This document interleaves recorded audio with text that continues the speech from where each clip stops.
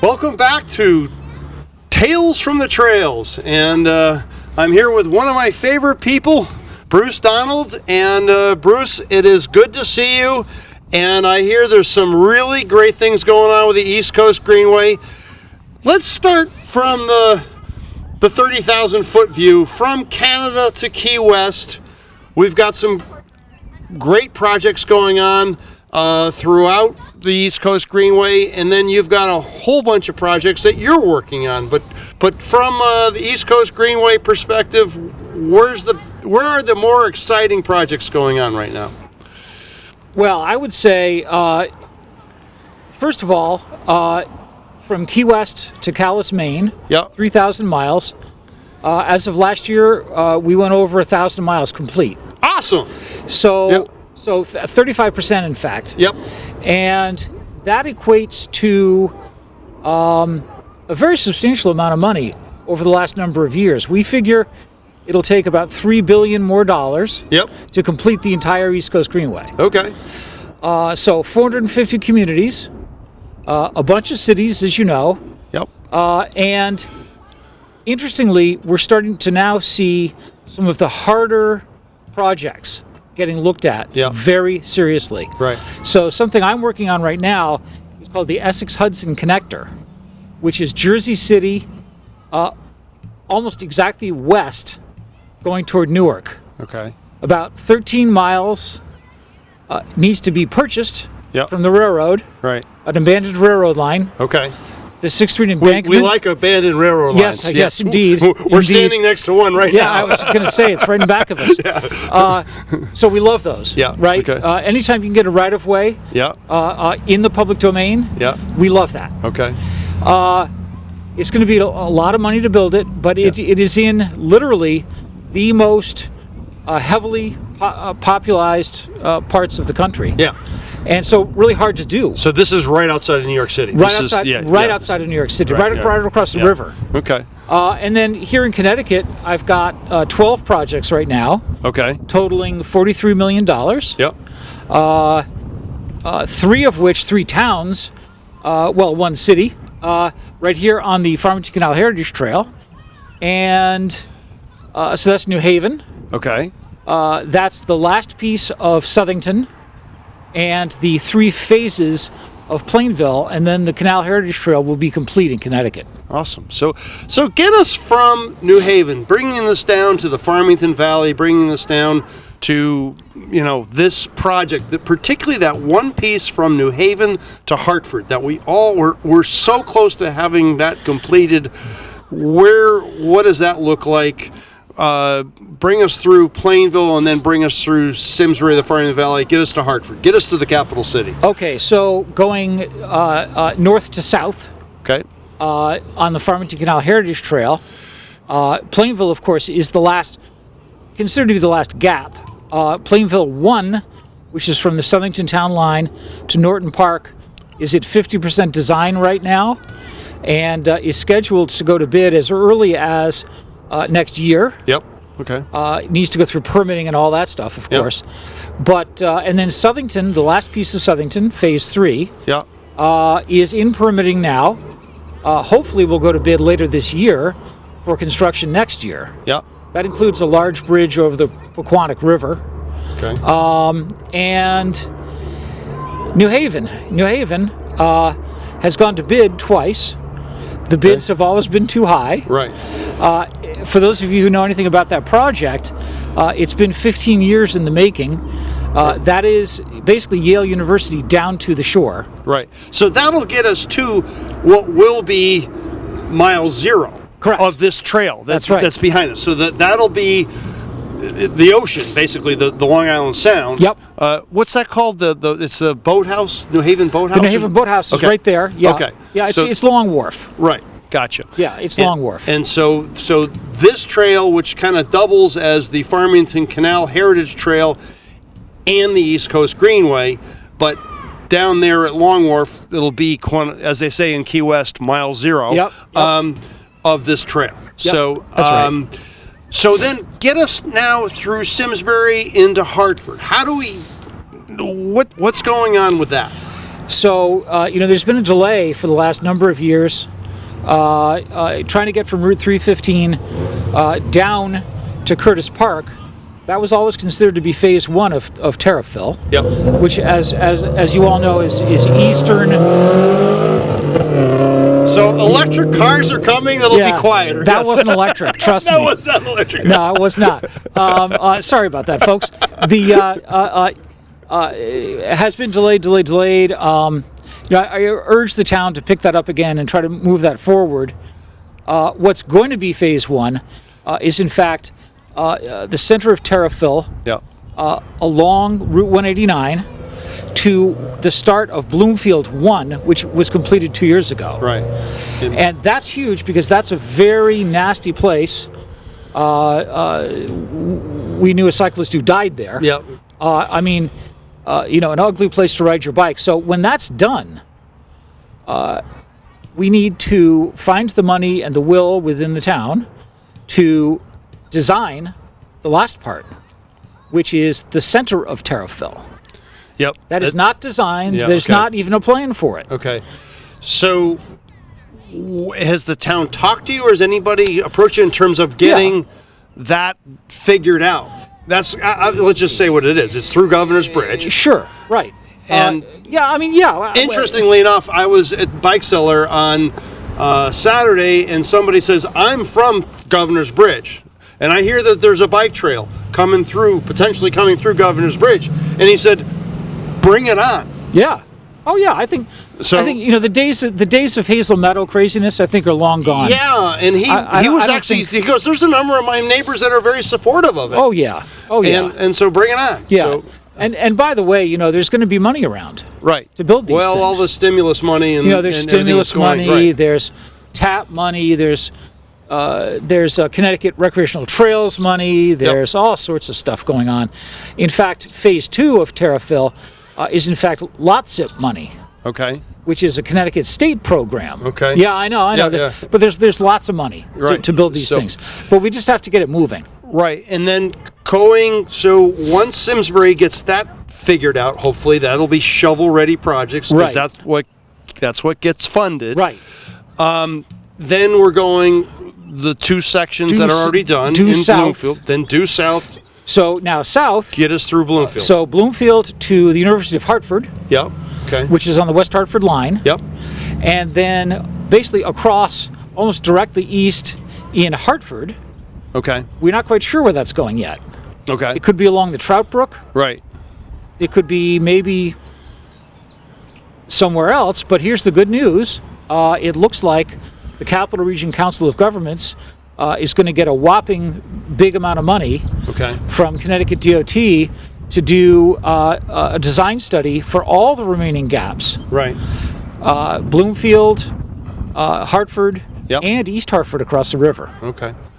So it was interesting because when I was on the board of directors for the East Coast Greenway, we would have municipalities come into our meetings and beg us to bring their trail through their communities. Oh, yes. And so, as we've seen here in Simsbury, as we've seen in the Farmington Valley, build it and they will come. It's just amazing to see what flourishes and the amount of bicycle activity, the amount of pedestrian activity that it happens. And during COVID, we really got to see a boom in usage. So the Connecticut Trail Finder, Connecticut Trail Census in this case, they're both out of Yukon. Yep. The Trail Census, 19 to 20, across all of Connecticut, 38% growth in usage of the trail system. Wow. So that's essentially the COVID factor, 38%. right? Yes. Growth, so where are these people going to go? Right. Are we going to retain them? Yeah. And there's another really big component of this, which is equity. Right. Which is the fact that it's been so hard to connect our cities. Yeah. And so Hartford is missing a connection in East Hartford, and it's missing a major piece of connection. We can look at it; it's right there. Right. To here. Correct. And we're still trying to do it after 20 years. So it's time. Simsbury, Bloomfield, the Farming Valley, and Bloomfield and Hartford, our capital city, get connected through the trail. And our next guest, Sheldon Hernandez, she is going to talk exactly about that. But thank you for coming on today, and appreciate your time and your efforts. You're doing a fantastic job. Wherever the East Coast Greenway goes through, the community is much improved, and we're getting there. 1,000 miles complete. Congratulations to you and to everybody at the East Coast Greenway. You're all doing a great job, and thanks for coming on today. Thank you for having me. Hello.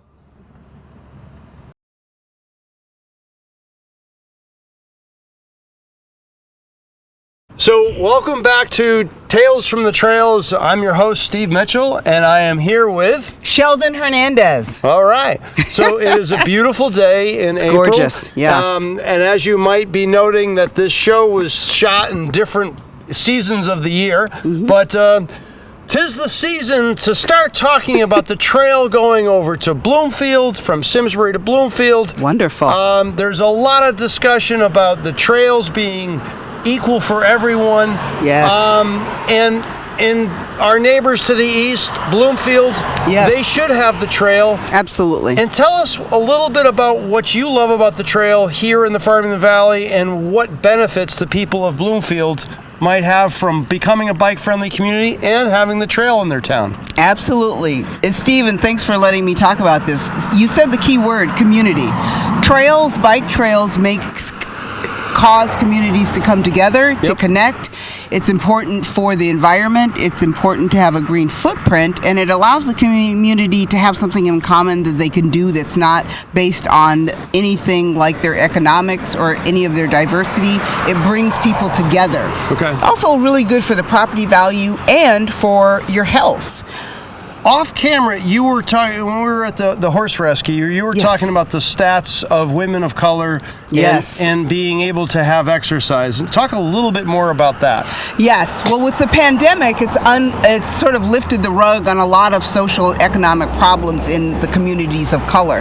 One of the big ones is that African American women in America, 85% of them are obese or greater than. Some of that could be, genetics and a couple of other things, but a big part of it is I don't think the majority of African American women are getting out and getting the exercise that they need. Some of them are busy working, some of them are in college, some of them may not be fit enough to do it, but if you have a bike trail in their community, it's easy, it's cost effective, it's something that women can do in groups and feel safe, and it helps the property value. There's nothing bad that can come from finding an easy, accessible way for people to come together, to collaborate, to be a community, and get healthy. Yeah. No, I often in my brain, I was part of the East Coast Greenway board down in Philadelphia, and I don't know, there's been so many of these racially injustice type of things, and the gentleman that was in the back of the van and he died, and then CNN was over because they were doing a protest, so the CNN helicopters, but there were 300 people along the Schuylkill River celebrating a new section of the East Coast Greenway that just got built. And there was white, black, Hispanic, everything, everybody together having a great time. Yes. And it was just like, okay, this is what we need to focus on. That's community. That's community right there. With no barriers. People really don't want community barriers, but cost of living, where you live, where you work, creates those barriers. Biking solves that problem. You get on a bike, you're all the same. Correct. And as I just believe that when you when you can be able to bike safely to Bloomfield. There's great restaurants in Bloomfield. And for the people of Bloomfield and Hartford, there's some great restaurants right along here, right along Iron Horse Boulevard here in Simsbury. Absolutely. So how cool would that be to be able to, go to some place for a nice meal. Yep. And then get on your bike and then go work it home. off. Absolutely. Absolutely. I can think of a few meals I need to work off. Yeah, there we go. So, at any rate, thank you very much, Sheldon, for being on. Always. And this is a process. This is not just an event. Right. So over the next year or two, long-term goals. Yeah, long-term goals. For sure. The trail will continue through Simsbury to Terrifield to Bloomfield. Wonderful. And someday we'll be able to all go to the yard goats on the bike trail. On the bike trail. Let's do it. All right.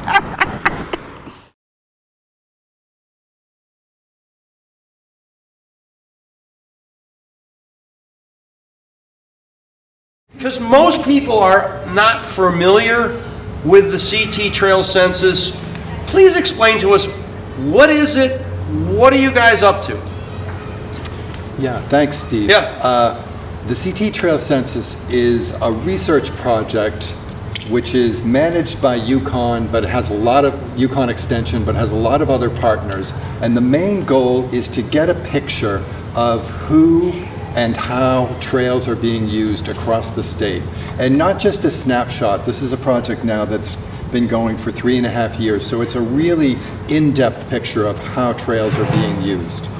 That's kind of the key thing. And then the maybe why are we doing it?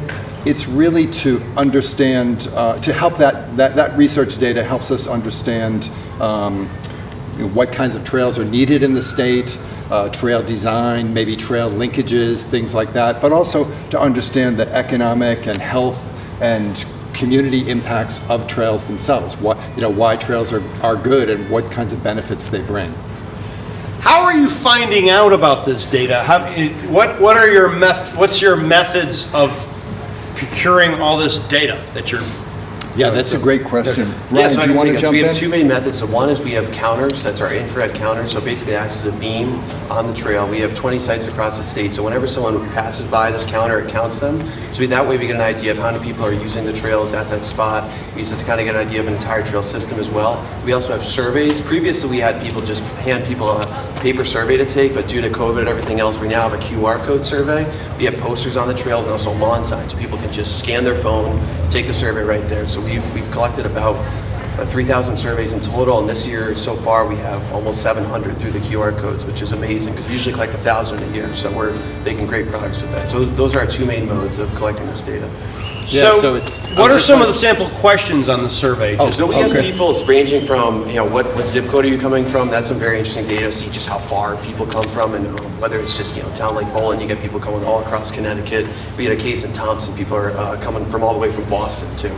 We also ask people how often they use trails, what seasons they use trails. We have some spending questions that gets into some of the economic development questions. Just a few bucks here and there, buying a cone of ice cream or getting a pizza really adds up to support the local business community. We also ask people demographic information as well, so that helps us. And as Charlie mentioned too, a lot of questions for health information too. One of the questions we've asked in their newest survey is, during the pandemic, how has that affected your trail use? Right. And What are your findings from that?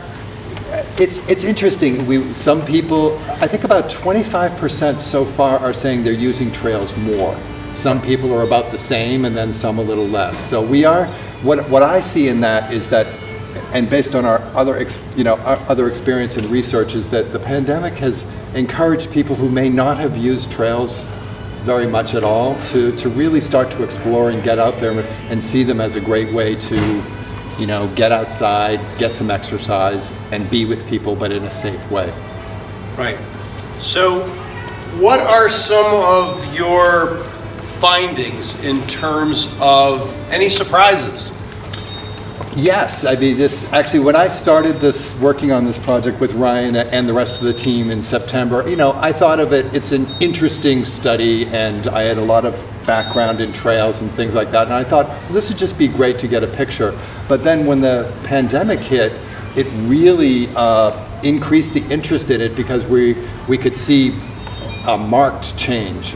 In March, for example, we saw increases of 150 to 170% trail use compared to the previous year, compared to 2019. Wow. Yeah, so that was March, and we were all like, wow, because everyone's saying there's a surge, but we had the trail counter data to actually show that. Right. And not just on one trail, as Ryan was saying, we're looking at a bunch of different multi-use trails across the state. So these trends are, so it's easy to see the trends.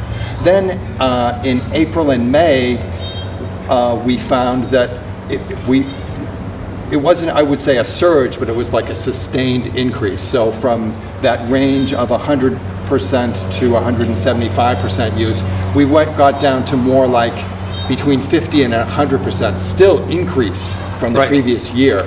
And that's like, the same trail, but now, 65, 75% more people are using it. And then in June, we just finished, and we're still sort of analyzing the data for June. This is the surprise for me. I thought maybe we'd get back down to normal or something like that, but in fact, we saw a bump up. Now the average is maybe 65%, as opposed to say 50%, more like 65% increase over last year's use. Right. So it's, I think there's lots of different ways to interpret it. One thing I think is that people are staying around Connecticut. Yep. Because it's summertime and trails are still a great thing to use. I think that's one interpretation, but also people it's still, with everything going on, it's still a great recreational outlet. Okay. So, and one of the things that I wanted to say in the beginning of the show is we are here in Simsbury, kind of sort of the epicenter of bicycle friendliness, and I can say that because Mary Glassman and the town of Simsbury really took this on. Right behind us is Iron Horse Boulevard, which I believe was developed, I think Rich Sawicki designed this back in the 80s, early 80s? 87, it was finally built out in 87. Right. It's one of the first pieces of trails in the state that, like this. And this is part of the East Coast Greenway. Yes, it is. And now, all of this is connecting up, and East Coast, for those who are not familiar with the East Coast Greenway, what is the East Coast Greenway, Bruce? 3,000 miles from Key West to Calais, Maine. It was always designed to be the best way to put it is the urban Appalachian Trail. Yep. How's that? Yep. And the idea would be that it links cities, not just standard urban areas, but in fact capital cities, and that's been a big part of our success. It's 33% done now across the East Coast. About 55% of it is in production. In other words, in planning or something like that. Right. And all of it is signed, so it's a through route, even if it's on road. Yep. And it's been enormously successful. We have many thousands of people use it every year. Okay. And we've got somewhere around $220 million of projects working right now, with another one I'm working on in New Jersey that will add about $150 million to that. Right. So there's a lot of fun things going on. You're the coordinator for New York, New Jersey, and Connecticut. I'm the tri-state guy, yes. Right. And in Connecticut, how many miles of the East Coast Greenway are completed in Connecticut? Okay, so Connecticut is almost exactly 200 miles.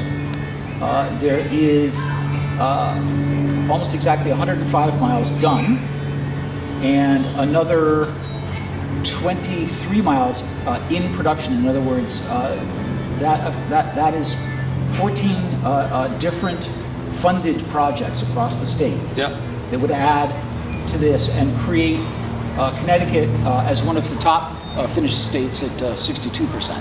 Okay. By kind of 24. Yep. Okay. So, so full disclosure, I was on the board of East Coast Greenway for 8 years, from 2009 to 2017, and it's just an amazing project. Connecticut was actually the #1 state in the East Coast Greenway system a couple of years ago in terms of media, in terms of articles, and so the people of Connecticut love our greenways. Which ones do they love, Charlie? What would you say are the top 5 sections, or what are the most? Where are you finding your data supporting the top 5, would you say? Go ahead. Sure. Well, I have to be careful because we have, as part of this project, we have a lot of dedicated volunteers who help us with the infrared counts and also the user counts. And each of them would say their trail is the best. So that's, and I think they are all wonderful, in so many ways. In terms of trail usage, okay. So the Naugatuck, Greenway, and Derby, that's always perennially at the top of the list. The Hop River Trail in Bolton and Vernon are also always up there. And then the Farmington Canal Trail. Right here. Right here. Okay. And then we see a lot of busy trails in the Still River, Greenway, and Brookfield as well. And then also there's some beautiful trails in Hartford that go along each side of the river. Hartford side, East Hartford, they get a lot of use as well. Okay. So that's riverfront recapture. Right. Right? Yes. So, and in fact, that's being extended up to Windsor. That project should start either later this year or early next. And that's a big connector. That'll connect up to Bloomfield. Right. So the fun thing to me is that, back in the 60s and 70s, we learned to ride our bicycles on roads. And throughout Simsbury, I was, buzzing around, visiting my girlfriend, back in junior high, didn't have a driver's license. You got around using your bicycle, You want to go see your girlfriend, you got to use your bike. And, then in the 80s, they started building these things called greenways. And so the infrastructure of greenways and rails to trails is just fairly new within our lifetime. When you were very young. Little guy. But right now, I don't know what the stat is. It's 70,000 miles in the United States. Correct me, what's your guess on rails to trails numbers in the United States? It's a sliding number because if it's rails to trails, it's maybe that 70 number. But it's double or triple that if you add in all sorts of other stuff. All kinds of greenways. Particularly, there's thousands of miles of stone dust trails. Right. That may or may not be ADA compliant. Oftentimes they're not, but they're still heavily used. And so no one really knows, if you want the truth. Okay. I mean, you may have a better Depends on idea what you call a trail. That's exactly right. Yes. Okay. Back to your project, Ct Trail Census. Is it a nonprofit of itself, or is it some kind of a spinoff from UConn, or what is the structure of that organization? The Connecticut Trail Census is housed at UConn Extension. They are really the infrastructure for the project. Okay. But as I mentioned, there's a lot of partners. One of our biggest partners is the Connecticut Greenways Council, because they actually helped us to get going and supported the idea. So Bruce is chairman of that. Did you notice I next? Yes, and the State Park Agency, DEEP, is also a very important partner because a lot of their trails are trails that we're monitoring, and they use the data particularly. Right. Who funds this? Where's their funding coming from? And how many staff do you have? There are 5 staff. 5 staff right now. And the primary source of funding is through the Recreation Trails program, which is managed by the Connecticut Greenways Council. So they funded the project, and they just recently approved another year or so of our work for the project to continue. No, I think it's fascinating.